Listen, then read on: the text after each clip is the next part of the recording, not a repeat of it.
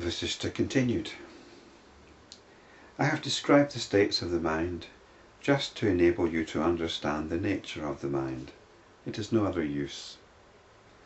For mind takes on the form of that which it instantly contemplates. Existence, non-existence, gaining and renouncing, all these are no more than moods of the mind.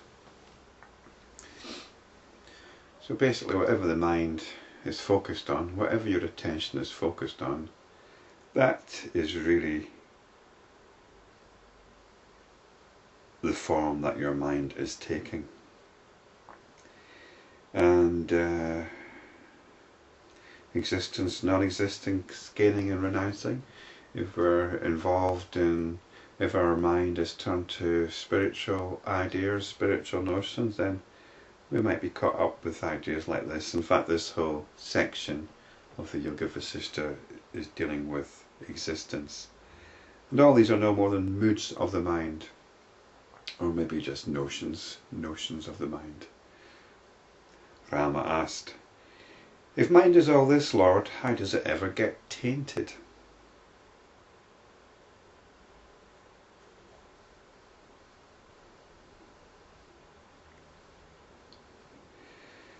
I'm not sure about this word tainted. I think that probably it just means limited. We've got to be careful here though. Vasistha replied, it is a beautiful question, Ram, but not the proper time to ask. When you have listened to what I have to say, you will surely find the answer to this question with the utmost clarity. That the mind is impure is the experience of everyone who strives for liberation. Depending on upon one's particular point of view, everyone describes it differently. So I'm not sure if it's mind or liberation that's being described differently. Maybe we'll find out in a minute. But the mind is impure. We've got to be careful with this, I think. You know, this naughty mind which doesn't behave itself. And this is certainly what we have to work with. We have to work with the mind. And in Buddhism they have right effort, which means training your mind to be disposed towards wholesome things rather than unwholesome things. And I think you've got to be careful with this, because you might consider the mind impure in the sense, in contrast to how you think you'd like it to be. In other words, the mind might not conform to your self-image. You might think that you get, you know, maybe a lot of your activities are not particularly good, and you want to be spiritual, and you know, you want to be a spiritual person, but your mind is so impure, and so you want to purify your mind.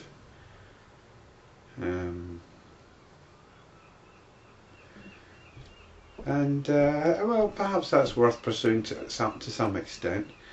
But this whole thing about self-image, we've got to be careful that we're not trying to fit ourselves into some self-image, particularly if you think you're being spiritual. You've got some image about spirituality and what it is to be a spiritual person, and so you're trying to fit yourself into some preconceived notion of what it means to be spiritual. The mind is only impure to the extent that it's not aware. It's not aware of its own nature. It's not aware of what it's up to at any particular moment. It's impure to the extent that the attention gets dragged into various activities with the underlying assumption that these activities will somehow bring satisfaction or fulfillment. This is the impure mind. It's the mind which gets caught up in its own notions and preconceptions. So I think, depending upon one's particular point of view, everyone describes it differently. And this might be mind, or it might be liberation. Just as air coming into contact with different flowers takes on their scent, so mind, entertaining different notions, takes on those moods. creates bodies suitable to them, and as the energy activating the senses enjoys the fruition of its own notions. In other words, you get what you expect, really. So the mind, entertaining different notions, takes on those moods, creates bodies suitable to them, and as the energy activating the senses enjoys the fruition of its own notions. You can take this in a metaphysical sense, if you like, that the mind literally creates the body, but I prefer to say that it creates notions of your body. We've all got notions of our body, about the sort of body we have, and in extreme cases, you know, especially with certain eating disorders, somebody might think they're fat and they might appear to others as thin as a rake. You know, it's we create notions of our body, and these notions can be very, very important to us about how we look. You know, even me doing these videos, I look at myself there and I'm wondering how I'm coming across as a body, but I try not to worry about it too much.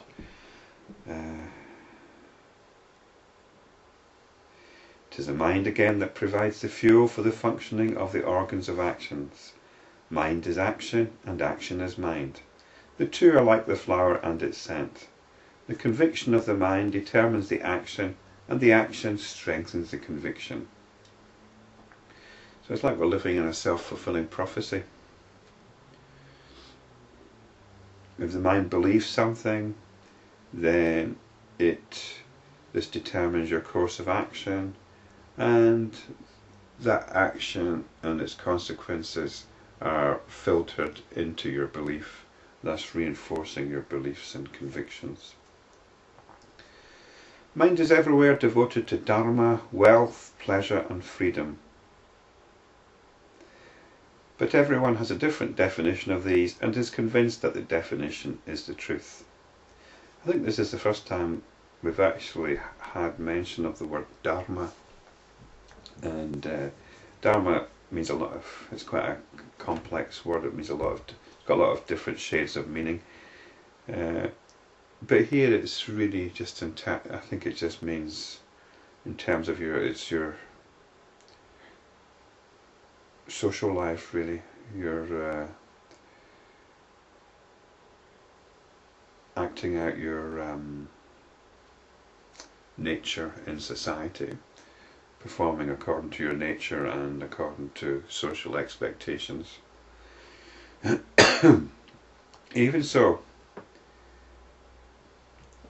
the followers of the sage Kapila, the Vedantins, the Vijnanavadins, the Jainas and others assert that theirs is the only path to liberation. Their philosophies are the expressions of their experiences, which are the fruit of their own practice, which is in accordance with the convictions in their mind. So now we're getting to the heart of what's being said here. We've got a list of various traditions here, Buddhists and Jains and others, there's probably quite a bit of interesting research you can do here, and also they're all very profound traditions here, and it shows the quality, I think, of the spiritual inquiry that was going on at the time.